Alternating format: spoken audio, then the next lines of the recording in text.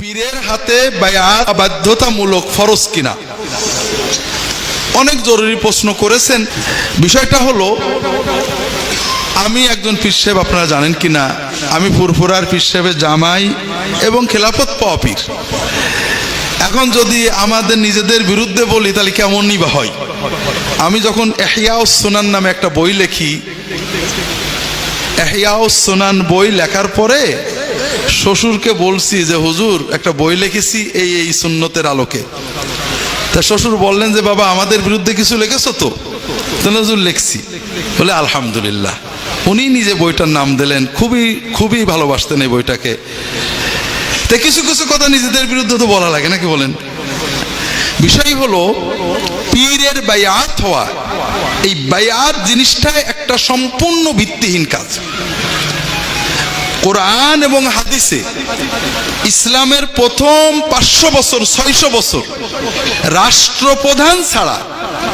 রাষ্ট্রপ্রধান ছাড়া কোনো পীর বুজুর্গ কখনো বায়াত নেয়নি। আব্দুল কাদের জিলানী কারোর হাতে বায়াত হননি সরকার ছাড়া। মঈনুদ্দিন চিশতি সরকার ছাড়া কারোর হাতে বায়াত হননি। জুন্নুন মিসরি সরকার ছাড়া কারোর হাতে বায়াত হননি। বায়াত হতে হয় পীরের। এই জিনিসটা কখনো মুসলমান ইসলামী ইতিহাসের 600-700 বছর পর্যন্ত জানতই না। রাসূলুল্লাহ সাল্লাল্লাহু আলাইহি ওয়াসাল্লাম বায়াত নিতেন, নবুয়ত, ইসলাম এবং রাষ্ট্রীয় বায়াত। এরপর থেকে বায়াত ছিল খোলাফায়ে রাশিদিন, রাষ্ট্র খলিফারা বায়াত নিত। যদি কোনো ব্যক্তি পীর বুজুর্গ আলেম বায়াত নিত, সঙ্গে সঙ্গে রাষ্ট্রের পক্ষ থেকে এসে তাকে কতল করা হতো। কারণ হাদিসে আসছে যে একজন রাষ্ট্র প্রশাসক থাকা অবস্থায় অন্য কেউ যদি বায়াত নেয় তাকে কতল করবে। পীরের মুরিদ হওয়ার বিষয়টা বিস্তারিত জানতে হবে। আমার লেখা রাহে বেলায়াত এবং ইহয়াউস সুনান পড়লে অনেক জানতে পারবেন। আল্লাহ তাআলা কোরআনে এবং রাসূলুল্লাহ সাল্লাল্লাহু আলাইহি ওয়াসাল্লাম হাদিসে নেককার মানুষদের সহবতের কথা বলেছেন। সহবত মানে সাথে থাকা, বসা, সাথী হওয়া। কথা কি বুঝতে পারছেন? ভালো মানুষ, নেককার দিনদার মানুষের কাছে যেয়ে বসা, তাদের নসিহত শোনা, তাদেরকে আল্লাহর জন্য মহব্বত করা, তাদের কাছ থেকে দ্বীনের কথা শেখা, এইটা হলো ইবাদত। আপনারা কি বুঝতে পেরেছেন? পীর বলে কোনো শব্দ কোরআন হাদিসে নেই, আর মুরিদ বলে কোনো শব্দ কোরআন হাদিসে নেই।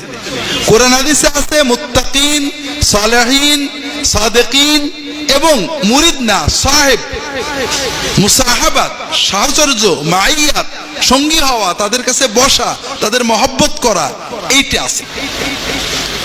এখন এই যে পীর মুরিদের মাধ্যমে এই কাজটা করা হয়, কিছু অন্যায় করা হয়। সাহাবীদের যুগে, তাবেঈনদের যুগে কোনো মুসলমান একজন পীরের সোহবত নিত না। বড় বড় নেককার মানুষদের অনেকেরই সোহবত নিত। পরবর্তীতে যখন মুসলমানদের ভিতরে আলেম ওলামা নেককার মানুষ কমে গেলেন, তাতার ক্রুসের যুদ্ধ হলো, মানুষ একজনের সোহবত নিত কিন্তু বায়াত হতো না। তার কাছে যে 2-1 বছর পড়ে থাকতো অন্তরটাকে সহি করার জন্য। যখন তাতার যুদ্ধ হলো, তারপরে মুসলমানদের সমাজে অনেক অধপতন, অবক্ষয়। আল্লাহর কিছু নেককার মানুষ গ্রামে গঞ্জে পীর নামে মানুষদের দাওয়াত ইসলাহ করতেন, কিন্তু মানুষ ক্রমান্বয়ে পীর পূজা, পীর তন্ত্রের ভিতরে চলে গেল। একজন নেককার মানুষ পীর বলেন আর আলেম বলেন, হাদি বলেন, ইমাম বলেন, তার কাছে যে আপনি বসেন, মহব্বত করেন, এটা ভালো কাজ। বায়াত নামে করেন, না নামে করেন। কিন্তু প্রথম যে ভুল, যেটা অন্যায়, সেটা হলো পীরের মুরিদ হওয়াকে কোনো দিনের জরুরি কাজ মনে করা। যারা পীরতন্ত্র তৈরি করেছেন, যাদের নামে আমরা পীরালি করি, যেমন মুজাদ্দেদে আলফেসানি, নাম শুনছেন? এখন তো সবাই মুজাদ্দেদিয়া তরিকা, কেউ লেখাপড়া তো করে না, বন্ডামি। উনি বারবার লেখছেন পীরের মুরিদ হওয়া কোনো ফরজ অজেব কিচ্ছু না। তুমি কোরআন এবং সুন্নাহ মতো আকীদা সহি করবে, ইলম ঠিক করবে, ইবাদত বন্দেগী করবে, এরপরে যদি অন্তরে বেশি ইখলাস, তাও কোনো একজনের সোহবত নেবে। কথা বোঝেননি? গুড। শাহ ওলিউল্লাহ মুহাদ্দিস দেহলভী, সৈয়দ আহমদ বেরলভী, ফুরফুরার পীর আবু বকর সিদ্দিকী, আশরাফ আলী থানভী রাহিমাহুমুল্লাহ তাআলা আজমাইন সবাই বারবার বলেছেন পীরের মুরিদ হওয়া ফরজ ওয়াজিব কিছুই না। এটা একটা নেককার মানুষের সাহচর্য গ্রহণের নেক আমল, মুস্তাহাব আমল মাত্র। তাহলে প্রথম অন্যায় আমরা করলাম যে এই কাজটা মুস্তাহাব কাজকে জরুরি মনে করলাম, এটা কিন্তু অত্যন্ত ভয়ঙ্কর পাপ। এরপরে বললাম যে পীরের মুরিদ না হলে জান্নাতি পাবে না, এটা হলো কুফুরি কথা। এই কথা যে মনে করে যে পীর না ধরলে জান্নাতে যাবে না, সে বেঈমান। কি জন্য? আমরা কালেমা পড়েছি, লা ইলাহা ইল্লাল্লাহু মুহাম্মাদুর রাসূলুল্লাহ, জিলানী ওয়ালিউল্লাহ, চিশতি খাজাউল্লাহ, আছে না কালেমার ভিতরে? আমানতু বিল্লাহি ওয়া মালাইকাতিহি ওয়া কুতুবিহি ওয়া রুসুলিহি ওয়া বাগদাদি ওয়া আজমিরিহি ওয়া ফুরফুরা, আছে তো? নেই? তো কেউ যদি মনে করে আল্লাহকে মাবুদ ধরার পরে, মুহাম্মদ সাল্লাল্লাহু আলাইহি ওয়াসাল্লামকে নবী ধরার পরে আর কিছু না ধরলে জান্নাত পাওয়া যাবে না, তার কি ঈমান থাকে? তৃতীয় হলো পীর কেন ধরবো, আসল জায়গা হলো এখানে সমস্যা। আপনি যদি মনে করেন, এটা সৈয়দ আহমদ বিরলবী, শাহ ওলিউল্লাহ, মুজাদ্দিদ সবাই এগুলো লিখেছেন আমার ইহয়া সুনানে, এবং কিছু রাহে বেলায়েতে পাবেন। এখানে বই আছে, 50% কমিশনে আপনাদের জন্য দেওয়া হবে, বলা আছে পীরের কাছে কেন যাবেন। যদি মনে করেন আমি একটু নেককার মানুষের কাছে গেলে মনটা ভালো হবে, আল্লাহমুখী হবে, এটা ভালো কাজ, এটাতে আপনি সওয়াব পাবেন। আর যদি মনে করেন পীরের কাছে গেলে পীর আল্লাহকে বলে দিলে আল্লাহ আমার কথা, পীরের কথায় আমার ভালো করে দেবে, আপনি মুশরিক, একেবারে আবু জেহেলের মতো মুশরিক। আপনি যদি মনে করেন পীর আল্লাহ এবং বান্দার মাঝখানে ওসিলা, মধ্যস্থ, মিডিয়া, তাহলে আপনি মুশরিক, আবু জেহেলের মতো মুশরিক। সকল শিরকের মূল হলো আবু জেহেল। আমি তো বলতে পারবো না আজকে, আবু জাহাল আল্লাহ মানতো না, মানতো না, আল্লাহ এক মানতো না, আল্লাহ যে আমাদের রব্বুল আলামিন মানতো না, মানতো। আবু জেহেল আল্লাহ মানতো, আল্লাহ এক মানতো, আল্লাহর ইবাদত করতো, আল্লাহ শরিয়াত মানতো, তরিকত মানতো, হাকিকত মানতো, মারিফত মানতো, সব মানতো। আবু জেহেল কখনো আল্লাহ বিরোধী ছিল না। আল্লাহকে আইনদাতা মানতো, আল্লাহকে বিধানদাতা মানতো, আল্লাহকে শরিয়াতদাতা মানতো, আল্লাহর কথা মতো আওয়াজ করতো, ওমরা করতো, সব করতো। বিস্তারিত বলতে পারছি না, যদি কারোর শখ হয় আমার আকীদা বইটা কিনে নিয়ে যাবেন, অথবা ইমাম আবু হানিফার ফিকহুল আকবরের যে অনুবাদ করছে ওটা নিয়ে যাবেন। আবু জেহেলের সমস্যা একটাই ছিল, সে লা রাব্বা ইল্লাল্লাহ বিশ্বাস করতো, লা খালিকা ইল্লাল্লাহ বিশ্বাস করতো, লা কাদিরা ইল্লাল্লাহ বিশ্বাস করতো, কিন্তু লা ইলাহা ইল্লাল্লাহ মানতো না। সে বলতো আল্লাহ সব একমাত্র সৃষ্টিকর্তা, রিজিকদাতা, সর্বশক্তিমান, আল্লাহর ইবাদত করতে হবে, তবে আল্লাহ ছাড়াও আল্লাহর যারা প্রিয় বান্দা তাদেরও ইবাদত করতে হবে। কেন? কারণ এরা আমাদের আল্লাহর এবং আমাদের মাঝখানে ওসিলা, মধ্যস্থ। দলিল, দলিল খুব সহজ। একজন রাজা মহারাজার কাছে যেতে গেলে, প্রধানমন্ত্রী, এমপি, ডিসির কাছে যেতে গেলে আপনি কি ডাইরেক্ট যেতে পারেন? তার পরিচিত প্রিয় কোনো মানুষের মাধ্যমে যেতে হয়। তা আল্লাহ তো সকল রাজার বড় রাজা, মহারাজা, মালিকুল মুলুক, তার কাছেও তো ডাইরেক্ট যাওয়া যাবে না। তার কাছে যেতে গেলে তার প্রিয় বান্দাদের মাধ্যমে যেতে হবে। কাজেই আমরা আল্লাহর যারা প্রিয়, আবু জেহেল কাদের প্রিয় বলতো?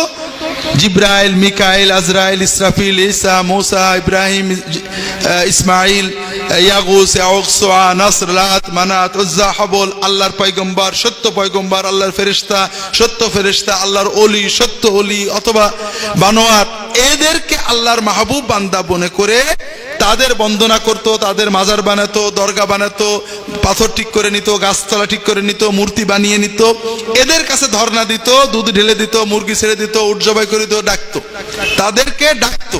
তারা বিশ্বাস করত এরা রোহানি ভাবে আমাদের ডাক শুনবে, আমাদের ডাক শুনে খুশি হলে আল্লাহর কাছ থেকে আমাদের কাজটা করে দেবে। কথা কি বুঝতে পারছেন? আবু জাহাল যে যুক্তিতে এই শিরিক করত, এই যুক্তি কি বাংলাদেশে পাওয়া যায়? যায়। আমরা যুক্তিটা একটু বিচার করি। অনেক সময় না বুঝে আমরা বলি, প্রধানমন্ত্রী, এমপি, মিনিস্টার, ডিসি, এসপি, তাদের কাছে কি, জজ সাহেবের কাছে আমরা ডাইরেক্ট যেতে পারি? মিডিয়া লাগে, ঠিক না? তা আল্লাহর কাছে কি ডাইরেক্ট যাওয়া যায়? মিডিয়া তো লাগবে, ঠিক না? মন্ত্রী, প্রধানমন্ত্রী, ডিসি, এসপির কাছে যেতে মিডিয়া লাগে কেন? দুটো কারণে। প্রথম কথা, তিনি আমাকে চেনেন না। ঝিনাইদহের ডিসির অফিসে যেতে আমার মিডিয়া লাগে না। কেন? কারণ উনি আমাকে চেনেন। আমি গেলে দারোয়ান এমনি দরজা খুলে দেয়, ওই পিএস এর ঘরেও যাওয়া লাগে না, ডাইরেক্ট দরজা খুলে দাঁড়িয়ে থাকে। কারণ জানে যে এই লোকটা ডিসি সাহেব খুব মহব্বত করে, ভালো জানে, এর কাছে দরজা খুলে দিলে আমার গাল শুনতে হবে না। কথা বুঝতে পেরেছেন? তাহলে প্রধানমন্ত্রী, এমপি, ডিসি, এসপি যেই হোক না কেন, তার কাছে আমরা যেতে মধ্যস্থ লাগে কেন? কারণ তারা আমাকে চেনেন না। আমি প্রধানমন্ত্রীর কাছে একটা আবদার করলাম, দরখাস্ত দিলাম, আমি কোন দলের লোক, ভালো না মন্দ সে তো জানে না। যদি তার প্রিয় একজন লোক রিকমেন্ড করে দেয়, তাহলে উনি বুঝবেন যে আমাকে সাহায্য করা যেতে পারে, ঠিক না? আল্লাহও তো এরকম। আল্লাহ তো বান্দাকে চেনেন না, চেনেন? তবে আল্লাহর কোটি কোটি কোটি কোটি কোটি কোটি কোটি কোটি কোটি কোটি বান্দা, আল্লাহ হয়তো নাউজুবিল্লাহ আস্তাগফিরুল্লাহ একটু ঝাপসা জানেন, কোন নেককার আল্লাহওয়ালা বুজুর্গ লোক যদি একটু রেকমেন্ড করে দেয়, আল্লাহ তাড়াতাড়ি বুঝতে পারেন যে লোকটা ভালো। হ্যাঁ, আমাকে কে বেশি জানেন? কে বেশি মায়া করেন? মায়ের চেয়েও কে বেশি মায়া করেন?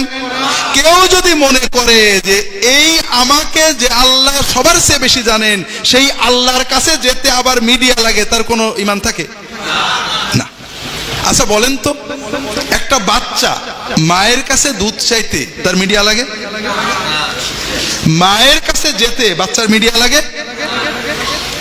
আপনাদের ঈমান নেই, ছোট বাচ্চাদের ঈমান আছে। একটা বেঈমান বাচ্চার গল্প বলি। একটা বাচ্চা, আচ্ছা বাচ্চাদের মারে সবচেয়ে বেশি কে, বাপ না মা? তাহলে বাচ্চাদের বড় শত্রু মা।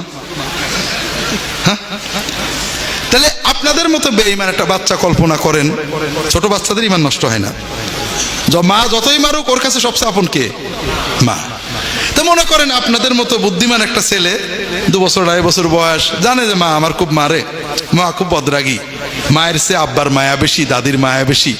ওর যখনই কিছু দুধের দরকার হয়, পানির দরকার হয়, কোনো কিছু দরকার হয়, মার কাছে না বলে খালা বা দাদি বা আব্বার কাছে চলে যায়, যে আব্বা দুধ লাগবে। ওর আব্বা বা খালা বা দাদি মাকে বলে, তুমি ছেলেটাকে দুধ দাও, ওর খিদে লেগেছে। কোন মা এইরকম ছেলে কি পছন্দ করে না অপছন্দ করে? যে ছেলে মায়ের কাছে না আছে, অন্যের কাছে আগে চাই, এরকম ছেলেকে মা কি পছন্দ করে না বিরক্ত হয়? বিরক্ত হয় না?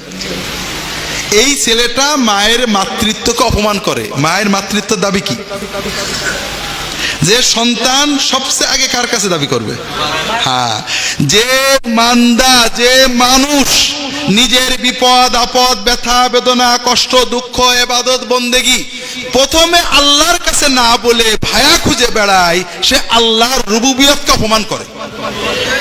আল্লাহর রুবুবিয়তের দাবি যে বান্দা সবচেয়ে আগে তার সাথে কথা বলবে, কারণ তার সে আপন, তার চেয়ে প্রিয়, তার চেয়ে পরিচিত, তার চেয়ে দরদি আর কেউ হতে পারে না। কথা বোঝেননি? তে কাজেই বান্দার কাছে মিডিয়া লাগে আর একটা কারণে, সেটা হলো বান্দা জালেম, চিনেও পার্সিয়ালিটি করে, ঠিক না? এলাকার কমিশনার 2 গ্রুপে চেনে, কিন্তু বিচারে মাঝে মাঝে পার্সিয়ালিটি করে না?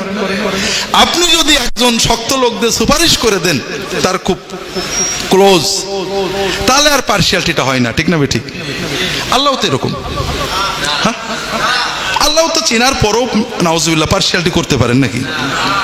কেউ যদি মনে করে আল্লাহ ডিসি, এসপি, এমপি, মন্ত্রীর মতো যায়, আমাকে চেনে না, অথবা জালেম পার্সিয়ালিটি করতে পারে, কাজে একটা মিডিয়া লাগবে, তার কি ঈমান থাকে? কেউ যদি বলে মায়ের কাছে দুধ চাইতে, পানি চাইতে, খাবার চাইতে, বাথরুমে যেতে ছেলের সন্তানের মিডিয়া লাগে, সে পাগল নাকি বুদ্ধিমান? পাগল। তো ভাইরা, আল্লাহর কাছে মিডিয়া লাগে না। আমরা অনেকেই বলি কোর্টে গেলে উকিল লাগে, আল্লাহর কাছেও উকিল লাগে। আল্লাহ কোরআনে বলেছেন, কাফা বিল্লাহি ওয়াকিলান, বান্দার উকিল হিসেবে আল্লাহই যথেষ্ট। একমাত্র উকিল কে? আল্লাহ। কেউ ওকালতি করবে না, নবী রাসূল সুপারিশ করবে, ওকালতি করবে কে? একমাত্র আল্লাহ। কাজে আল্লাহর কাছে উকিল লাগে, এটা কুফরি কথা, শিরকি কথা। আল্লাহ কোরআনে বারবার বলেছেন, কাফা বিল্লাহি ওয়াকিলান, উকিল হিসেবে আল্লাহই যথেষ্ট। তাত্তাখিযু ওয়াকিলা, উকিল ধরো আল্লাহকে, আল্লাহ তাত্তাখিযু মিন দুনি ওয়াকিলা। সবচেয়ে বড় কথা ভাই, কোথায় যাচ্ছেন? মাকে ছেড়ে খালার কাছে যে কেউ শান্তি পায়? তা আপনি আপনার মাবুদ রবকে ছেড়ে আপনি কোথায় চলেছেন যে আল্লাহকে অতি সহজে খুশি করা যায়? আল্লাহ আপনাকে মায়ের ছেড়ে প্রেম করেন, ভালোবাসেন, তাকে রেখে আপনি কোথায় যাচ্ছেন? আচ্ছা বলেন তো, আল্লাহকে খুশি করা সহজ না হুজুরকে খুশি করা সহজ? আল্লাহ মায়ের চেয়ে ভালোবাসেন।